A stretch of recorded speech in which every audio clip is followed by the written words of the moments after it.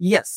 ఇది మరో 'శంకర్' సినిమా లాగా అనిపించింది నాకైతే. Welcome to the review of 'Bhadrakali' starring Vijay Anthony and directed by Arun Prabhu. So ఈ మూవీలోకెళ్ళే ముందు I want to ask a question to the director. అసలు సినిమా టైటిల్ కి సంబంధం ఏమిటి? ఎందుకంటే సినిమా అంతా చూసా. కానీ ఎక్కడైనా లింక్ అవుతుందేమో అని కూడా చూసా. కానీ ఎక్కడ టైటిల్ కి గాని, సినిమాకి గాని పాయింట్ 1, 2, పాయింట్ 3, పాయింట్ 5 పాయింట్ అసలు పాయింట్ అనే సంబంధమే లేదు. మూవీ ఎలా ఉందో చెప్పుకునే ముందు నా ఛానల్‌కి ఎవరైనా కొత్తగా వస్తే లైక్ చేసి, షేర్ చేసి, సబ్స్క్రైబ్ చేసేసుకోండి. అలాగే పక్కనున్న బెల్ సింబల్ కూడా నొక్కేసేయండి. సో మూవీ ఎలా ఉంది అంటే ఓకే యావరేజ్ ఏ మూవీ.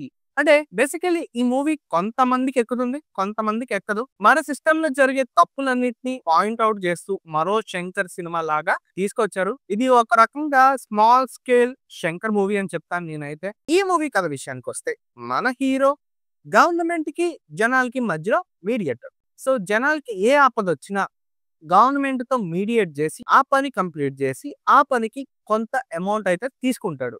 సో అలా అలా సాగిపోయే జీవితంలో అనుకోని ఒక ప్రాబ్లమ్ అయితే వస్తుంది. మన హీరో ఎలా నెగ్గుకొచ్చాడనేదే ఈ cinema main plot. First 30 minutes ఒక గ్రిప్పింగ్ అండ్ ఎంగేజింగ్ స్క్రీన్ ప్లేతో తీసుకెళ్తూ 1 hour or 1 hour 45 minutes or how much time it takes to go for pre climax movie అనేది కంప్లీట్ లెట్ డౌన్ అయిపోయింది. బేసికల్లీ సినిమా అంతా Tom and Jerry గేమే అవుతుంది. ఆ Tom and Jerry game మనం చాలా సినిమాల్లో చూసేసాం. విజయ్ ఆంథోనీ అంటేనే ఒక యూనిక్ స్క్రిప్ట్ సెలక్షన్ అని చూడొచ్చు.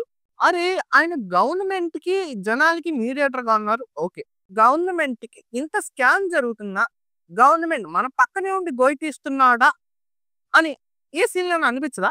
I guess just annoying at the point అన్నమాట యాక్చువల్లీ. మీకు గనుక ఒక యూనిక్ వే మూవీస్ నచ్చితే 'భద్రకాళి' చూడండి.